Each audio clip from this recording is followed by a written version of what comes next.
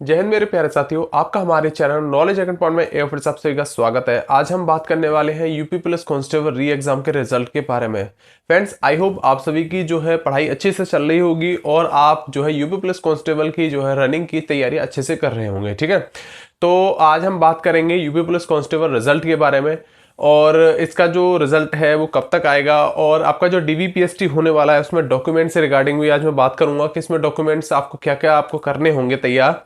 और आप जो रनिंग के रिगार्डिंग भी मैं आज कुछ इंपॉर्टेंट जो है बात करूंगा पॉइंट्स के ऊपर कि आपको रनिंग जब आप वहां पर करने जाएंगे किन किन बातों का आपको ध्यान रखना होगा। ठीक है, तो आपका ज्यादा वक्त न लेते हुए वीडियो को शुरू करते हैं और शुरू करने से पहले जो हमारे साथी चैनल में पहली बार आए वो चैनल को सब्सक्राइब और वीडियो को लाइक कर दीजिएगा। ठीक है, तो आइए वीडियो को शुरू करते हैं। तो फ्रेंड, जैसे कि आप सभी को पता है जो है अभी फाइनल आंसर की भर्ती बोर्ड के द्वारा जारी कर दी गई है, जिसमें उन्होंने 9 नवंबर तक आपको बोला गया था कि आप जो है यहाँ पर फाइनल आंसर की चेक कर पाएंगे। और इसमें आंसर की जो है आपकी जो आंसर की आई थी यही इसमें आपकी फाइनल आंसर की रहेगी। इसमें के बाद कोई भी संशोधन नहीं होगा या इसके बाद अगर आप कोई भी ऑब्जेक्शन इसमें नहीं कर पाएंगे। और आपका जो अब जो कट ऑफ बनेगी, ठीक है ना, जो आपकी डीवीपीएसटी के लिए जो कट ऑफ बनेगी वो इसी के आधार पर आपकी कट ऑफ बनाई जाएगी। जो आपकी जो फाइनल आंसर की आई है इसी के हिसाब से जो आपका स्कोर बन रहा होगा, इसी के माध्यम से आपका यहाँ पर क्या होगा, ये आपकी कट ऑफ निर्धारित की जाएगी। इसके बाद आपके द्वारा कोई भी अगर अपील की जाती है तो वो मान्य नहीं होगी। ये इनका जो है भर्ती बोर्ड के द्वारा कहना था। इसी के माध्यम से आपकी जो है यहाँ पर रिजल्ट डिक्लेयर किया जाएगा। अब हम बात करते हैं सबसे पहले रिजल्ट के बारे में कि आपका जो इसमें आपका डीवीपीएसटी के लिए जो रिजल्ट है वो कब तक आएगा। तो देखिए फ्रेंड्स, आपको पता ही है जब आंसर की आई थी तो उन्होंने उसमें नोटिस में ना क्लियरली स्पष्ट तौर पर बोल दिया था कि आपका जो रिजल्ट है वो आपका रिजल्ट नवंबर के 3rd वीक यानी कि आपका लगभग मैं बात मान के चलूं तो आपका जो रिजल्ट है वो लगभग 20 तारीख के समथिंग आपका यहाँ पर जारी कर दिया जाएगा। देखिए ना, मतलब 20 से 25 तक हम अनुमान लगा सकते हैं कि आपका जो रिजल्ट है 20 नवंबर से 25 नवंबर तक आपका डीवीपीएसटी वाला जो आपकी जो कट ऑफ जो जारी करी जाती है वो आपका वहां पर जारी कर दिया जाएगा। देखिए, सबसे पहले होता क्या है कि आपका जो है वहां पर आपकी कट ऑफ जारी की जाएगी। कट ऑफ से आप सभी को पता चल जाएगा कि आपका उसमें है और फिर एक वहां पर क्या होता है, लिस्ट जारी करी जाती है। जैसे कि प्रीवियस ईयर में जो भी अभी आपके रिजल्ट किए जाते हैं, अगर ये कुछ बदलाव नहीं करते हैं तो जिस तरीके से पहले जो होता था वो मैंने आपको बता रहा हूं। ठीक है ना, हो सकता है भर्ती बोर्ड इस बार आपका जो है इस तरीके से दे, आपका जो है वहां पर रोल नंबर में नाम डालिए, उसमें आप अपना चेक कर सकते हैं। लिस्ट भी जारी करी जाएगी, ऐसे भी आप उसमें चेक कर पाएंगे। ठीक है ना, तो इसमें आपको वैसे होगा क्या, आपका रोल नंबर डालेंगे तो उसमें आपका रिजल्ट खुल जाएगा। अगर नहीं होगा तो आपको वहां पर कोई भी डाटा फाउंड नहीं किया जाएगा। इस तरीके से आपका रिजल्ट वहां पर शो होगा। ठीक है, तो ऐसे आप उसमें चेक कर पाएंगे। अब देखिए, जब आपका वहां पर रिजल्ट आएगा, रिजल्ट में जब आपका नाम आएगा तो उसमें आपको डीवीपीएसटी के लिए वहां पर बुलाया जाएगा। तो डीवीपीएसटी के लिए इन्होंने बोला है कि लगभग 1 महीने तक आपका डीवीपीएसटी चलेगा। और वहीं आपका फिजिकल की बात करूं तो फिजिकल आपका जो है दिसंबर लास्ट की बात यहां पर कही जा रही है। तो मतलब कि हम ये कह सकते हैं जो आपका यहां पर डीवीपीएसटी जो होगा वो आपका यहां पर शुरू होगा, जो नवंबर लास्ट से आपका जो है यहां पर शुरू हो जाएगा। और वहीं पर फिजिकल के लिए बात करूं तो फिजिकल जहां तक मेरे को अनुमान लग रहा है जो आपका फिजिकल है वो आपका दिसंबर लास्ट या फिर जनवरी के फर्स्ट वीक में ही आपका शुरू हो पाएगा, इससे पहले आपका नहीं शुरू होगा। ठीक है ना, अब हम बात करते हैं कि डॉक्यूमेंट्स में आपका क्या क्या यहां पर मांगा जाता है। तो देखिए, डॉक्यूमेंट्स में ज्यादा खास चीज नहीं होती हैं, वही नॉर्मल चीजें हैं। जैसे आपका यहां पर क्या क्या होता है, एक आपकी यहां पर डॉक्यूमेंट लिस्ट जारी होती है। ठीक है ना, उसमें वो भी आपकी चेक लिस्ट के नाम से होता है, उसमें वो भी जाती है। इसमें आपका क्या क्या होना चाहिए आपके पास, एक तो आपका एडमिट कार्ड, जो कि आपका जब आपका इसमें सिलेक्शन में लिस्ट में नाम आ जाएगा तो आपके पास वहां पर उसका एडमिट कार्ड होना चाहिए डीवी के लिए। फिर उसके बाद क्या होगा, उसके बाद आपके पास क्या होना चाहिए, वहां पर उसका फॉर्म भी होना चाहिए। ठीक है ना, फॉर्म आपको वैसे तो उस टाइम मिल भी जाएगा, अगर आपके पास पुराना है तो उसको भी आप निकाल लीजिएगा। ठीक है, अगर आप अपना जो है फॉर्म आपके पास नहीं है तो घबराने वाली बात नहीं है। जब आप अपना एडमिट कार्ड निकालेंगे तो उसके द्वारा भी वहां से आपका फॉर्म निकल जाएगा, परेशान आपको नहीं होना है। ठीक है, दूसरी चीज इसमें डॉक्यूमेंट्स में आपको क्या क्या चाहिए होगा, 10th की मार्कशीट होना चाहिए और सनद। देखिए, आजकल क्या है, अब आपका जो है नया पैटर्न है जिसमें सनद आपकी उसी मार्कशीट में एनरोल होती है। पहले क्या होता था, सनद आपकी अलग आती थी और मार्कशीट आपकी अलग हुआ करती थी। लेकिन अभी क्या है, सब एक ही चीज में इंक्लूड होता है, अलग अलग नहीं होती है। ठीक है ना, अगर आपके पास अलग अलग है तो अलग अलग, एक ही में तो एक में। उसी के तरीके से आपको क्या करना है, 12th की मार्कशीट लेके आनी है। 12th की मार्कशीट प्लस आपका जो है सनद वही है जिसमें आपका नेम वगैरह ये सारी चीजें होती हैं। पहले क्या होता था, ये आपका सनद में नाम वगैरह लिखा होता था, मार्कशीट में नहीं आता था। लेकिन अब क्या है, सारी चीजें उसी मार्कशीट में आपकी आती हैं, ठीक है ना। तो जिनके पास एक ही है वो एक, और जिनके पास सरल और मार्कशीट अलग रहे हैं वो अलग अलग लेके रखे आए, ठीक है। दूसरा चीज ये हो गया आपका 10th की मार्कशीट, 12th की मार्कशीट। एक आपके पास होनी चाहिए आपकी फोटो आईडी। फोटो आईडी में आपका क्या ले जा सकते हैं, आधार कार्ड हो सकता है आपका, ड्राइविंग लाइसेंस हो सकता है आपका, वोटर आईडी हो सकता है आपका। मतलब एक ऐसी आईडी जिसमें आपका फोटो होना चाहिए, और आईडी वही आप लेके जाइएगा जो कि आपने जो फॉर्म आपने अप्लाई किया था उस फॉर्म से आपका मिलता जुलता होना चाहिए। मतलब कि आपने जो फॉर्म में जो भी डिटेल्स आपने डाली हो उसी के हिसाब से आपका यहाँ पर होना चाहिए। ऐसा ना हो कि मान लीजिए आपने फॉर्म में डिटेल्स आपने जो है वहां पर अपना डेट ऑफ बर्थ आपने मान ली कुछ और डाली और इसमें डेट ऑफ बर्थ कुछ और है, वहां पर नाम आपने कुछ और डाला। वैसे मान लीजिए आपने अपना नाम शिवम कुमार करके अपना नाम डाल दिया, लेकिन आपका जो है उसमें जो आपका आईडी है उसमें शिवम कुमार कुछ और ही लग रहा है, ठीक है ना, शिवम कुमार सिंह या शिवम कुमार शर्मा कुछ भी लग रहा है, इस तरीके से है, तो आपका वो आईडी मान्य नहीं होगी। जो फॉर्म में लिखा हुआ होगा उसी के आधार पर आपकी आईडी होनी चाहिए। मैं आपसे यही कहूंगा कि जो आईडी आपके फॉर्म से मिलती हो वही लेके जाइएगा। या अगर आपको लगता है कि आपके में कुछ अगर चीज मतलब फॉर्म में कुछ और है या यहाँ पर कुछ और है, तो उसके हिसाब से चेंज करा लीजिएगा, ठीक है। तो ये हो गया आपका आईडी के। आईडी के बाद आपको क्या करना है, फिर आपका आता है डोमिसाइल सर्टिफिकेट, जिसे हम मूल निवास प्रमाण पत्र भी बोलते हैं, ठीक है ना। डोमिसाइल सर्टिफिकेट ले जाइएगा। उसके बाद आपका आता है यहाँ पर जो है, देखिए कास्ट सर्टिफिकेट। कास्ट सर्टिफिकेट ये आपका ओबीसी एससी एसटी वालों को चाहिए होता है, ठीक है ना। तो ये आप ओबीसी एससी एसटी वाले जो है अपना कास्ट सर्टिफिकेट ले जाएंगे। जनरल वालों के लिए सिर्फ यहाँ पर कास्ट सर्टिफिकेट नहीं होता है, इनको डोमिसाइल सर्टिफिकेट आपका यहाँ पर बोला जाता है।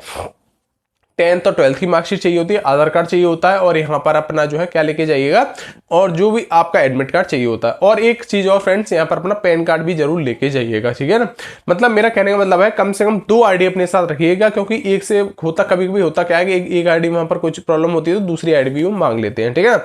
ये तो आपका कास्ट सर्टिफिकेट हो गया। फिर एक आपको क्या लेके जाना होगा, वहां पर फोटो लेके जाना होगा। फोटो आपसे मैं यही कहूंगा, फोटो कम से कम 10 फोटो अपने यहाँ पर लेके जाइए। कितना, कम से कम 10 फोटो आपके पास 10 फोटो होने चाहिए। इतने फोटो आप साथ में लेके जाइएगा। वैसे वो ज्यादा नहीं, 2 या 4 ही फोटो मांगते हैं, लेकिन फिर भी आप एक्स्ट्रा लेके जाइएगा कि अगर वहां पर आपसे मान लीजिए गुम भी हो जाता है, कोई भी बात हो जाती है या आपसे एक्स्ट्रा मांग भी लिया जाता है, तो आपको वहां पर कोई परेशानी ना हो, ठीक है ना। और देखिए फोटो की बात करें, काफी बच्चों के मन में यही सवाल आता है कि क्या सर जो हमारा फोटो है जो हमने फॉर्म में अप्लाई किया था वही होना चाहिए, या हमारा जो अदर फोटो है वो माने नहीं होगा। ऐसा नहीं है।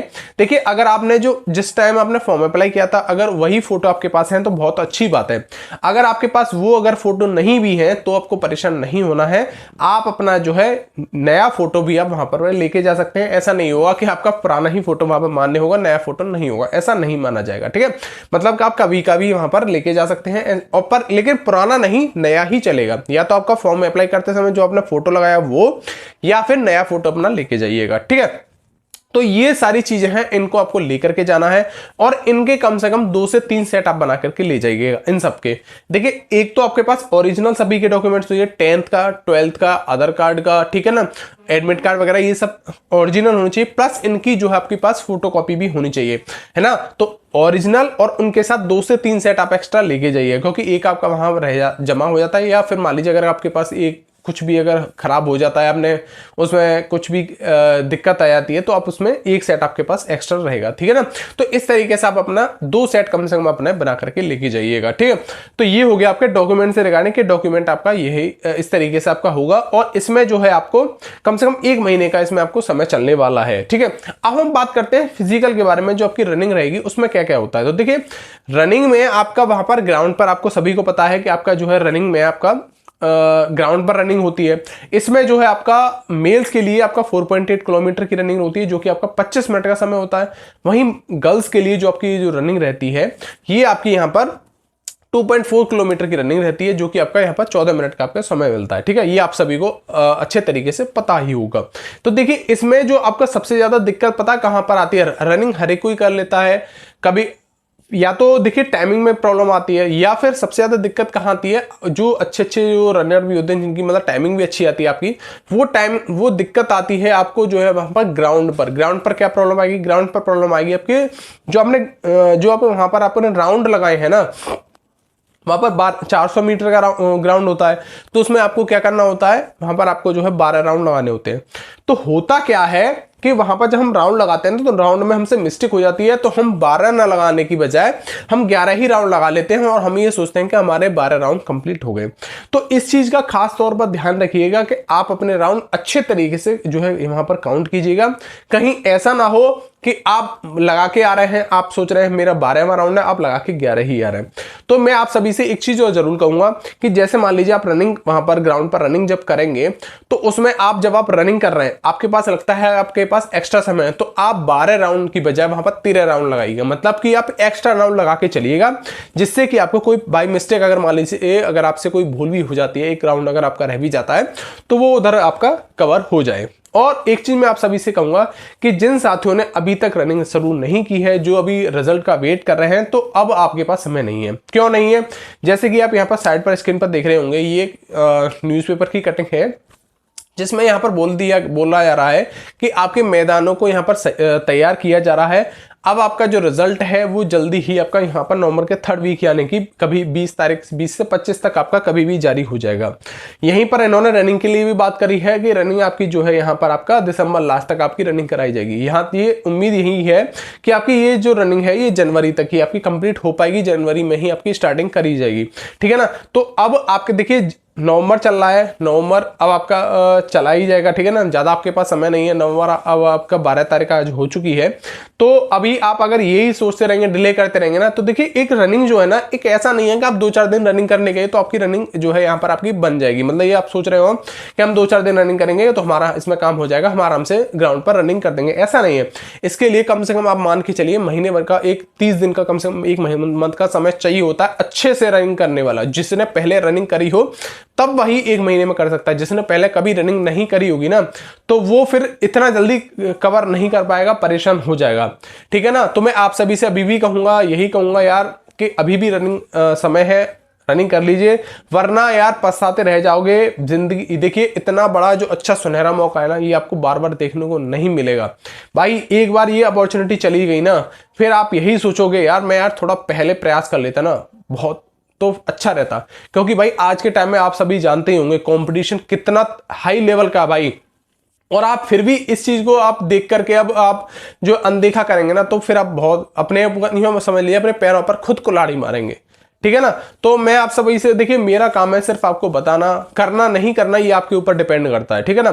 कोई भी चाहिए, चाहे मैं सही चाहे कोई भी और सही, अगर आप हर एक कोई आपको समझा सकता है, लेकिन करना ना करना, मानना उसकी बात नहीं मानना, ये आपके ऊपर डिपेंड करता है, ना कि हमारे ऊपर। हम सिर्फ आपको बता सकते हैं। ठीक है ना? अगर आप अभी भी नहीं मानेंगे तो फिर आप इस चीज को आगे पछताएंगे। क्योंकि भाई देखिए एसएससी जीडी के फिजिकल आपने देखा ही होगा, उसमें कितना कितना बुरा हाल रहा था। बच्चे वहां पर फिजिकल नहीं करेंगे, कोई कुछ 1-1 सेकंड से पीछे रह जा रहे थे। तो वही चीज आपके साथ ना हो, इसीलिए मैं आपसे बार बार कहता रहता हूं भाई रनिंग पर जाइए, ग्राउंड पर जाइए, रनिंग कीजिए, जितना हो सके इतना अच्छे से रनिंग कर लीजिए। अगर आपका अभी भी अगर आप नहीं समझेंगे तो फिर आप पछताते रह जाएंगे। भाई देखिए अभी आपने इतनी मेहनत करी, इतनी मेहनत करने के बाद फिर आप यहाँ पर इस जो है मुकाम पर पहुंचे, फिर वहां से आप अगर वापस हो तो फिर बहुत ज्यादा दिक्कत होती है यार। वो समय इतना बुरा लगता है ना यार, बस क्या बताएं मैं आपको। तो मैं आप सभी से बस यही कहूंगा कि जितना हो सके अपना जो है रनिंग पर जाइए। अभी आपका देखिए बस एक पड़ाव और आपको कंप्लीट करना है, क्या है? रनिंग। अगर आपने इस बार और मेहनत कर ली ना, तो फिर इस बार तो ये समझ लीजिए आपको कोई भी रनिंग जो है सिलेक्शन लेने से नहीं रोक सकता। एक सिलेक्शन को लेकर के बहुत ज्यादा बच्चों के मन में ये परेशानी रहती है कि हमारे इतने नंबर हैं, हम रनिंग करें या ना करें, हमारा इतना स्कोर है, हम रनिंग पर जाए। यार मैं आपको बता रहा हूं, देखिए सबसे पहले मैंने आपसे बोला भी था कि आप जो है ज्यादा कट ऑफ को लेकर के मत जाइए। मैंने आपको प्रीवियस ईयर का भी डाटा दिखाया था, जिसमें मैंने आपको बताया भी था कि 49,000 41,000 जेल वार्डन फायरमैन की जो आपकी वैकेंसी निकली थी, उसकी जो कट ऑफ थी, मैंने आपको उसमें दिखाया भी था। कट ऑफ उसमें देखिए किस वजह से हाई गई थी, किस वजह से लो गई थी, ये भी मैंने सारी आपको डिटेल्स में पूरी सारी चीजें आपको समझाई थी। अगर आपने वो वीडियो नहीं देखी है तो उसको जाके जरूर देखिएगा, वो बहुत आपके लिए बहुत मोस्ट इंपॉर्टेंट रहेगी। ठीक है ना? देखिए आपकी कट ऑफ जो है कब बढ़ती है पता है आपको? कट ऑफ जब बढ़ती है या तो पेपर लीक हुआ हो उस वजह से कट ऑफ बढ़ती है, या फिर कट ऑफ बढ़ती है आपके नॉर्मलाइजेशन को लेकर के। जहां नॉर्मलाइजेशन ज्यादा मिलेगा वहां कट ऑफ हाई जाएगी, जहां नॉर्मलाइजेशन कम रहेगा, जहां ज्यादा नहीं मिलता है, पेपर का लेवल अच्छा रहता है, जहां पे धांधलेबाजी नहीं होती है, वहां पर आपकी कट ऑफ हाई नहीं जाती है, वहां पर लो ही हमेशा रहती है। ये आपको मैं प्रीवियस ईयर में भी दिखा चुका हूं, और इस बार भी मैं आपसे बार बार कहता आ रहा हूं कि कट ऑफ आपकी ज्यादा नहीं जाएगी। आपका अगर आपका 85 से 90 अगर आप क्वेश्चन सही करके आ रहे हैं ना, तो आप अपना रनिंग पर तैयारी कीजिए। आपका इस बार लिस्ट में नाम आएगा, कोई आपका इसमें लिस्ट में नाम आने से नहीं रोक सकता, ठीक है ना। आपने अपना जो है पेपर का लेवल भी इस बार देखिए अच्छा खासा है। ये नहीं है कि आप ये सोच रहे होंगे हलवा पेपर था, भाई पेपर इस बार का लेवल है अच्छे अच्छे होके होश उड़ गए थे इस बार पेपर का देख करके, ठीक है ना। तो आपसे अगर कोई यही कहता है कि कट ऑफ हाई जाएगी, तो आप उसकी बातों को सुन करके अपना भविष्य को खराब कर रहे हैं। मत उसकी बातों को मत सुनिए, उसकी बातों को इग्नोर कीजिए, बस अपने ऊपर कॉन्फिडेंस रखिए कि हाँ इस बार मेरा सिलेक्शन होगा और मुझे रनिंग करनी है, मुझे अपना जो है टारगेट कंप्लीट करना है, ठीक है ना। देखिए आपके माँ बाप आपसे उम्मीद लगा के बैठे हैं, अगर आप उनकी उम्मीदों पर खरे नहीं उतरते हैं तो ये आपके लिए बहुत शर्म वाली बात होगी, ठीक है ना। तो बस अभी जाइए अपना जो है रनिंग पर तैयारी कीजिए जितना हो सके अभी से। अगर आप अभी भी कर लेंगे ना, तो मैं आपसे कह सकता हूं आप अभी भी रनिंग को कंप्लीट कर लेंगे। लेकिन अगर अभी भी आप यही सोचते रहे यार रनिंग जो है हमारा रिजल्ट आ जाए उसमें नाम आ जाएगा तभी हम करेंगे, तो फिर आप अपना जो है यहाँ पर नुकसान करने वाले हैं, ठीक है ना। तो यही आपको बताना था कि आप अपना जो है रनिंग पर फोकस कीजिए, ज्यादा कट ऑफ के चक्कर में मत रहिए। कट ऑफ आपकी ज्यादा नहीं जाएगी, मैं आपको पहले भी बोलता आ रहा हूं कट ऑफ आपकी ज्यादा नहीं जाएगी। 85 से 90 अगर आपका स्कोर है तो आपका सिलेक्शन इसमें 100% होना है, परेशान ना हो। लिस्ट में आपका नाम जरूर लाएगा, रनिंग की फोकस रखिए, ठीक है ना। और एक चीज आपसे मैं कहूंगा, अगर आपको ये भी लगता है कि हमारा इसमें फाइनल सिलेक्शन नहीं हो पाएगा, तो आप क्या कीजिए, अपना जो है जितने भी आपके जैसे अभी आपकी वैकेंसी काफी वैकेंसी आई हैं, रेलवे की हो गई इसमें, ठीक है ना, और रेलवे 12th लेवल से आई हैं, ग्रेजुएशन लेवल से आई हैं, उसमें टेक्नीशियन से आई हैं, लोको पायलट की वैकेंसी आई हैं, और उसमें आरपीएफ की भी वैकेंसी भी निकली थी यार। इन चीज़ों की तैयारी कीजिए, जीडी की वैकेंसी है, तो आप इनके पर फोकस बनाइए। इसमें सिलेक्शन हुआ कहाँ कमी रहेगी उसको दूर कीजिए। अभी आपकी ये 40,000 प्लस जो भर्ती हैं इसमें एसआई वगैरह के, जेल वार्ड और फायरमैन के, और आपका यहाँ पर ये अभी पीएससी के भी पद आने वाले हैं, तो आप इन पर तैयारी कीजिए। वहां पर आप देखिए कि आपकी कमी कहाँ रहेगी, पर अब भाई मेहनत करनी पड़ेगी। आप ये सोचे बिना मेहनत करके सारे काम हो जाएंगे, तो वो आपके नहीं हो सकते, ठीक है ना। तो बस मेरा आपसे यही कहना था कि आप अब यूं समझ लीजिए, ये अगर मौका अगर आप चूक गए तो फिर आपको ऐसा मौका दोबारा नहीं देखने को मिलेगा, ठीक है ना। तो फ्रेंड्स आई होप जो मैंने आपको बातें समझाई वो आपको अच्छे समझ में आ गई होंगी। आज हम इतना ही रखते हैं, मिलते हैं नेक्स्ट वीडियो में। Okay, goodbye, thank you.